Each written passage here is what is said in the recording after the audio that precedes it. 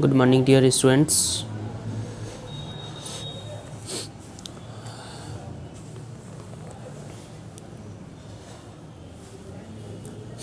कैसे हैं आप सब।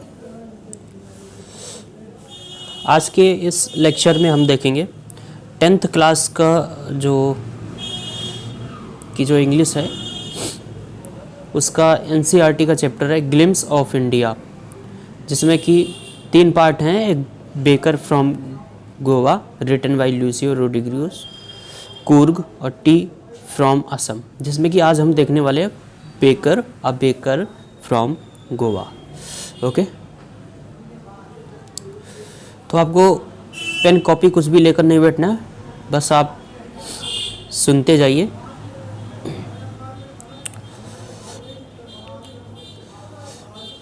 तो फर्स्ट है ए बेकर फ्रॉम गोवा। इस चैप्टर में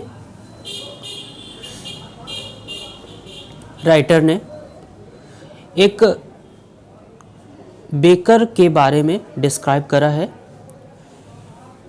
तो let us start. This is a pen portrait of a traditional गांव village baker who still has an important place in his society. मतलब यह एक तरह का एक्सप्लेनेशन है किसका, ट्रेडिशनल जो परंपरागत गांव हैं वहाँ के जो बेकर हुआ करते थे उनका एक चित्रण इसमें दिया गया है, और जिनकी उनके सोसाइटी में आज भी एक इम्पॉर्टेंट प्लेस है। आज भी उनका एक इम्पोर्टेंस है उनकी सोसाइटी में। तो our elders are often heard reminiscing nostalgically about those good old Portuguese days. हम लोगों ने क्या सुन रखा होगा कि हमारे जो एल्डर्स हैं, जो बड़े हैं हमसे, उनको कहते हुए हम लोगों ने सुना होगा कि वो पुर्तगाली जिस समय थे उस समय के जो बेकर हुआ करते थे गोवा के, तो उनके बारे में हम लोगों ने सुन रखा होगा। तो the Portuguese and their famous loaves of bread, Portuguese और उनके फेमस लोब्स ऑफ ब्रेड का मतलब है रोटियों का बंडल जो होता है, उसके बारे में हम लोगों ने सुन रखा होगा। Those eaters of lobes might have vanished. Vanished का मतलब होता है खत्म हो जाना, गायब हो जाना। तो दोज ईटर्स, वो खाने वाले लोग, क्या खाने वाले, लोब्स मतलब रोटियां, वो खाने वाले लोग माइट हैव वैनिस्ड, शायद खत्म हो चुके होंगे, but the makers are still there, लेकिन उन्हें बनाने वाले आज भी हैं। We still have among us the mixer, हमारे बीच आज भी है क्या, मिक्सचर्स, द मोल्डर्स मतलब सांचे जिसमें कि वो बनाई जाती थी, and those who bake the loaves, और वो जो कि रोटियां बनाते थे। दोज एज ओल्ड, वो सदियों पुराना, टाइम टेस्टेड मतलब टाइम टेस्टेड किया हुआ, फर्नेस स्टिल एग्जिस्ट, आज भी है। The fire in the furnace has not yet been extinguished, उन भट्टियों की, फर्नेस मतलब होता है भट्टी, तो उन भट्टियों की आग आज भी नहीं बुझी है। The third and jingle of the traditional bakers bamboo, third and jingle का मतलब होता है चमक धमक, है ना, खनक। तो उसकी धमक और खनक आज भी नहीं खत्म हुई है। The traditional bakers bamboo heralding his arrival, heralding का मतलब होता है घोषणा करना, बताना, ठीक है, पहले से ही मैसेज दे देना कि कोई आ रहा है ना। इन द मॉर्निंग में can still be heard in some places, आज भी कई जगह पर सुना जा सकता है। Maybe the father is not alive, शायद उनके जो मतलब बनाने वाले के जो फादर जिन्होंने स्टार्टिंग करा, शायद वो आज न जीवित हो, but the son still carries on family professions, लेकिन आज भी उनके बेटे फैमिली प्रोफेशन मतलब पारिवारिक जो व्यवसाय था उसको उन्होंने बचा के आज भी रखा हुआ है। These bakers are even today known as poder in Goa, ये बेकर्स जो है आज भी गोवा में पेडर के नाम से जाने जाते हैं। तो during our childhood in Goa, अगर आगे राइटर कहता है कि during our childhood in Goa. Goa में हमारे बचपन के समय the baker used to be our friend. Baker जो हुआ करते थे वो हमारे फ्रेंड हुआ करते थे, कंपेनियन मतलब साथी हुआ करते थे, और गाइडर भी हुआ करते थे। He used to come at least twice a day. वे कम से कम दिन में दो बार आया करते। ट्वाइस अ डे मतलब दिन में 2 बार। वंस एक बार, when we set out in the morning on his selling round. जब एक बार तब जब हम मॉर्निंग में उठते थे, ठीक है, और जब वे बेचने जाते थे उस समय। एंड देन अगेन, और फिर से, when he returned after emptying his huge basket. और जब वे पूरा बेच कर आते थे, खाली करके आते थे अपनी बास्केट को, अपनी विशाल बास्केट को, तो तब हम लोगों को मिलते थे। मतलब राइटर कहता है एक बार सुबह और एक बार शाम को। तो द जिंगलिंग थड of his bamboo woke us up from sleep. Writer कहता है कि जिंगलिंग थड का मतलब है वो जो बांस हुआ करते थे। तो आज भी अगर आप देखते होंगे तो कहीं कहीं पर जो भेलपुरी जैसे लगाते हैं तो है ना, एक बांस का बना होता है, नेट टाइप का, उस पर रख लेते हैं टोकरी, है ना, वैसा ही टाइप का कुछ।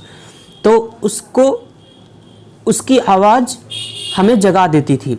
एंड और we ran to meet and greet him. और हम उनसे मिलने के लिए दौड़ पड़ते थे। वाई वाज इट सो, ऐसा क्यों होता था। What was it for the love of the loaf, क्या वो जो लोफ के लिए, रोटियों के लिए जो लव हुआ करता था, जो चाहत हुआ करती थी, उसकी वजह से। नॉट एट ऑल, नहीं, बिल्कुल नहीं। The loaves were bought by some paskin and bestin the maid servant of the house. Paskin and और बेस्टिन उसको बोला जाता था जो मैड सर्वेंट हुआ करती थी घर की। तो राइटर कहते हैं कि लोफ के लिए नहीं, क्योंकि लोफ तो उनके द्वारा भी बेचा जाता था जो मैड सर्वेंट हुआ करती थी उनके द्वारा। तो what we longed for were, longed का मतलब होता है तड़पना किसी चीज के लिए, ठीक है, डिजायर्ड, है ना। What we longed for were those bread bangles. हम जिसके लिए तड़पते थे वो क्या था, ब्रेड बैंगल्स हुआ करते थे। विच वी चोज केयरफुली, जिसे हम केयरफुली चोज करते थे। समटाइम्स, कभी कभार, it was sweet bread of special make, कभी कभी ये एक स्पेशल मीठे बने हुए ब्रेड की होती थी। The baker made his musical entry on the scene with the jang jhang jhang jhang sound of his specially made bamboo staff. और बेकर अपनी म्यूजिकल एंट्री से बम्बू की, उसके जो बांस हुआ थे उसकी झंग झंग की आवाज से उसकी एंट्री होती थी। तो one hand supported the basket on his head, एक हाथ उसके हेड पर रखी हुई बास्केट पे होता था। And the other banged the bamboo on the ground, और दूसरे बम्बू को पकड़े हुए उसकी आवाज करते हुए। He would greet the lady of the house, वह घर की लेडी से गुड मॉर्निंग बोलता। And then place his basket on the vertical bamboo, और फिर वर्टिकल बम्बू पे अपनी बास्केट रख देता। We kids would be pushed aside, हम बच्चे, पुश्ड असाइड मतलब अलग, मतलब डांट कर थोड़ा सा अलग हटा देना, है ना। Pushed aside with a mild rebuke and the loaves would be delivered to the servant, हमको थोड़ा सा डांट के अलग हटा दिया जाता और वो जो लोफ्स होती थी वो सर्वेंट को दे दी जाती। But we would not give up, लेकिन हम कहाँ मानने वाले थे। We would climb a bench or the parapet and peep into the basket, हम किसी बेंच पे चढ़ जाते या फिर रेलिंग पे चढ़ करके उस बास्केट में किसी तरह झांकने की कोशिश करते। पीप इनटू मतलब झांकना होता है, ठीक है, समहाउ कैसे भी। I can still recall the typical fragrance, typical fragrance का मतलब है एक विशेष प्रकार की सुगंध। आई स्टिल रिकॉल, मुझे आज भी याद है वो रोटियों की एक विशेष प्रकार की सुगंध आज भी मुझे याद है। Lobes for the elders, lobes जो होती थी वो एल्डर्स के लिए होती थी और बैंगल्स जो हुआ करते थे वो बच्चों के लिए हुआ करते थे। Then we did not even care to brush our teeth, देन हम ये भी नहीं सोचते थे कि हमने अपने टीथ को ब्रश किया है कि नहीं किया है, माउथ को वॉश किया है प्रॉपरली कि नहीं किया है, एंड वाई शुड बी, और हमें करना ही क्यों चाहिए। Who would take the trouble of plucking the mango leaf for the toothbrush? कोई टूथब्रश के लिए मैंगो लीफ का कष्ट क्यों उठाना चाहेगा। And why was it necessary at all, और यह नेसेसरी ही क्यों था। The tiger never brushed his teeth, tiger तो कभी ब्रश नहीं करता। Hot T could wash and clean up everything so nicely after all, गरम चाय बिल्कुल अच्छे से साफ कर देती है। Everything so nicely after all. इसके बाद आगे, मैरिज गिफ्ट्स आर मीनिंगलेस। आगे राइटर बोलता है कि मैरिज जो शादी विवाह में दिए जाते हैं गिफ्ट्स वगैरह, वो सब मीनिंगलेस होते हैं। किसके बगैर? विदाउट द स्वीट ब्रेड, अगर वहां पर स्वीट ब्रेड ना हुआ करता था तो, जिसे उस स्वीट ब्रेड को क्या बोलते थे? नोन एज द बोल बोलते। Just as a party or a feast loses its charm without bread. जैसे कि कोई पार्टी हो या फीस्ट मतलब भोज हो, तो उसका अट्रैक्शन खत्म हो जाता था बिना ब्रेड के। तो उसी तरह से कोई मैरिज गिफ्ट्स भी मीनिंगलेस हो जाते थे अगर ब्रेड ना हो तो। अच्छा आगे, not enough can be said, ज्यादा कुछ कहने की जरूरत नहीं है। To show how important to baker a baker can be for a village, एक गांव के लिए बेकर कितना इंपॉर्टेंस रखता था। The lady of the house, घर की लेडी मस्ट प्रिपेयर सैंडविच जरूर बनाती थी on the occasion of her daughter, अपने डॉटर के इंगेजमेंट पर।